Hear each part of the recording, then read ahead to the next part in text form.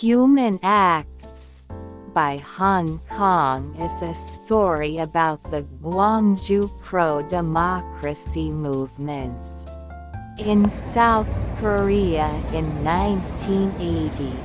This was a very sad time when many people were hurt or died while fighting for freedom. The book tells the stories of different people who lived through this terrible event. Each chapter shows how the violence changed their lives in different ways. Chapter 1: Dong Ho's story. The story starts with a boy named Dong Ho. He is only 15 years old. Dong Ho is looking for his friend, who went missing during the pro-democracy movement. He goes to a gym where the bodies of people who died are kept. The gym is full of bodies, covered with white sheets. The air smells bad, and many families come to find their loved ones. Even though it is scary and sad, Dong Ho decides to stay and help organize the bodies. He wants to do something helpful. While he is there, he makes friends with other helpers, like Eun Suk and Jung Dae. They all work together in this sad place, surrounded by death. Dong Ho is very scared, but he feels he must help. Before the pro-democracy movement, Dong Ho had a normal life. He lived with his parents and his older brother. He liked reading books and playing with his friends. His family was not rich, but they were happy. His mother cooked his favorite meals, and his father told him stories. Dong Ho's life was simple but full of love. In the gym, soldiers sometimes come in, and everyone is afraid. Dong Ho often thinks about his friend, hoping he is alive. But he is also scared that he might find his friend's body. He also worries about his family, hoping they are safe. The work is very hard. Dong Ho has to carry heavy bodies, and seeing so much death makes him feel numb. But he keeps going, believing that he is doing the right thing. Even in the gym, there are small moments of kindness. The helpers share food and comfort each other. Dong Ho becomes close to Eun Suk, a girl a few years older than him. They talk during breaks, sharing stories about their families. These moments give Dong Ho hope, even in the middle of all the sadness. Chapter 2: The Editor's Story. The next chapter is about an editor who worked at a book company. She knew Dong Ho before the pro-democracy movement. After the pro-democracy movement, she is arrested by the government. because they think she is against them. The soldiers hurt her to get information. She remembers her time in prison, where she was beaten and treated badly. She heard other people screaming, and it still scares her. Even after she is released, she cannot forget what happened. She feels sad and angry about what happened in Gwangju. The editor remembers the other women she met in prison.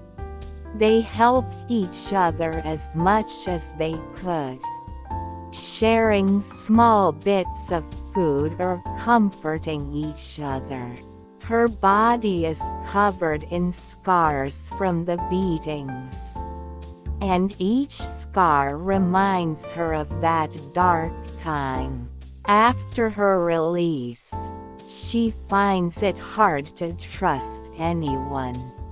She feels far away from her old life, and even her work does not make her happy anymore. The experience has changed her forever. Before the pro-democracy movement, the editor loved her work. She loved books and believed they could change the world. She had friends, and they often met at a small cafe to talk about books and politics. The editor was hopeful about the future. But after the pro-democracy movement, everything changed. She lost friends, and the hope she once had was replaced by fear and anger.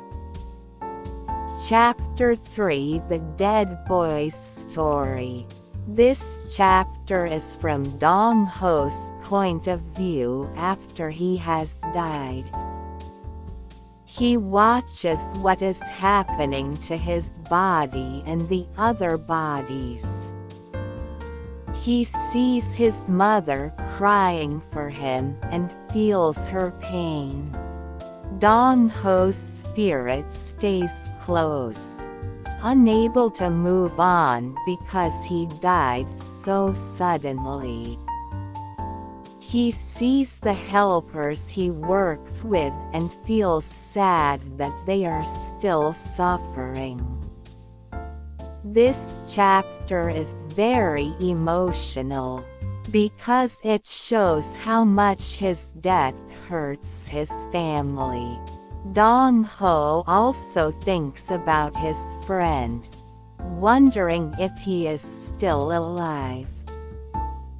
Dong Ho's mother comes to the gym to find him. When she sees his body, she falls in sadness. Dong Ho watches her, wishing he could comfort her, but he cannot. His mother takes his body home, and they have a small, quiet funeral. The neighbors come to pay their respects, but everyone is scared. Dong Ho's spirit stays close to his mother, unable to leave her. Dong Ho thinks about his life before the pro-democracy movement. He remembers playing with his friends and his mother's cooking. These memories make him feel both happy and sad. He wishes he could go back to those days. Chapter 4: The Factory Worker's Story. The fourth chapter is about a young woman who worked in a factory. She was also a helper in the gym, where she met Dong Ho. After the pro-democracy movement, her life is very hard. She is afraid that the government will come after her, because she helped during the protests. She struggles to find a job. She cannot forget what she saw in the gym. She remembers the faces of the dead and the families who came to find their loved ones. The sadness makes it hard for her to trust people or feel happy. The factory worker, named Sonju, often has bad dreams about the gym. She dreams of the dead bodies asking her why she could not save them. The guilt is heavy, even though she knows she did all she could. Sonju moves to another city, hoping to start over, but the memories follow her. She finds work in another factory, but the conditions are harsh. She keeps her head down, trying not to draw attention. Despite everything, Sonju tries to hold on to the kind moments she experienced during the pro-democracy movement. She remembers Dong-ho's smile, and it gives her some comfort. Before the pro-democracy movement, Sonju had dreams of a better life. She wanted to save money and go to school. She believed that if she worked hard, she could make her dreams come true. But after the pro-democracy movement, those dreams seem impossible. The sadness and fear have changed her. She feels alone, unable to connect with the people around her because of her pain. Chapter 5: Dong-ho's Mother. This chapter is about Dong-ho's mother. She is heartbroken after losing her son. She remembers him as a happy boy who liked to read and play. After his death, she cannot find peace. She often thinks about what happened and wonders if she could have saved him. The chapter shows her deep sadness. She visits his grave and talks to him, trying to keep his memory alive. The pain of losing a child stays with her every day. Dong-ho's mother also thinks about the other mothers who lost their children. She meets with them sometimes, and they share their stories. It helps her to know she is not alone, but it also brings back her own pain. She keeps a box of Dong-ho's thinkshus books, clothes, and favorite toy. She opens it sometimes to feel close to him.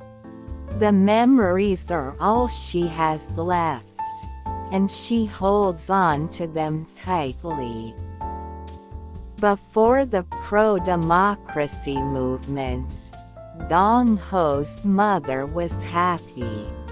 She loved her family and enjoyed cooking for her sons. Her life was simple but full of love. After Dong-ho's death, everything changed. The joy she once felt is gone, replaced by deep sadness. She often sits in Dong Ho's room, remembering his laughter. The pain is always there, reminding her of what she lost. Chapter 6: The Survivor's Story. The 6th chapter is about a man who survived the pro-democracy movement, but was badly hurt. He was captured by soldiers and tortured. He describes the terrible things that happened. Even though he survived, he feels guilty because so many, including Dong Ho, did not. He has bad dreams and finds it hard to live a normal life. He feels far from the world because of the sadness. This chapter shows how hard it is for survivors to move on. The survivor, named Jun Dae, was a friend of Dong Ho. He remembers the day they were separated, and blames himself for not protecting Dong Ho. The torture left him with scars. He cannot sleep without the lights on, and he is scared of loud noises. Jun Dae tries to find meaning in what happened, but it is hard.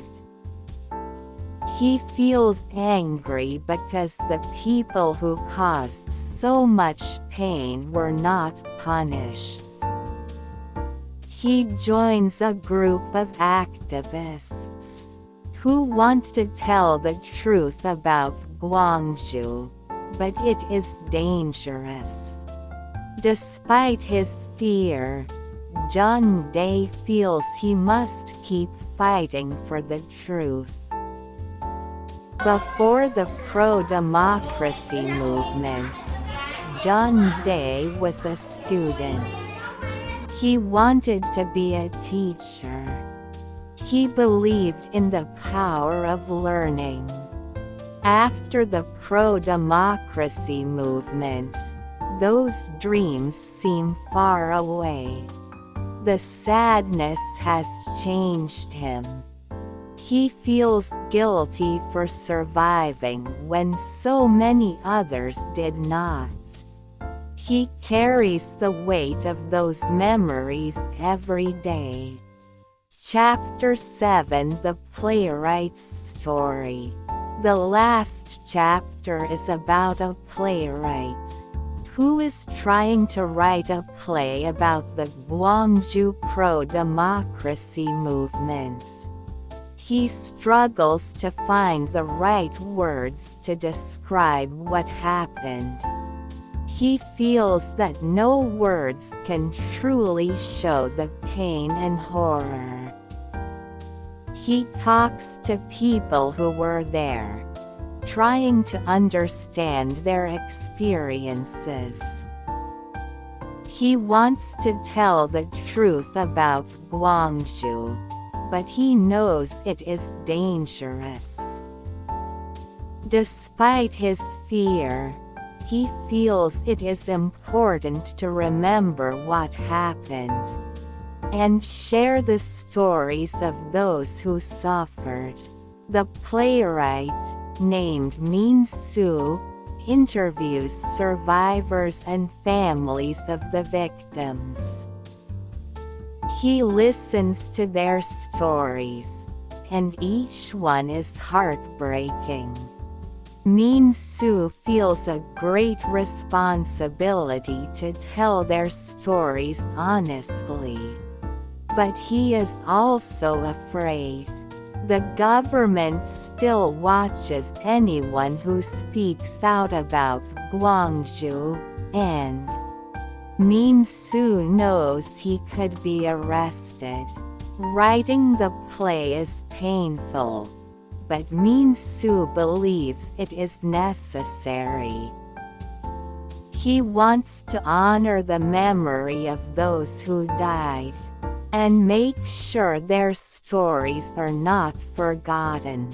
The chapter ends with Min Soo attending a small gathering in Gwangju, where people light candles in memory of the victims.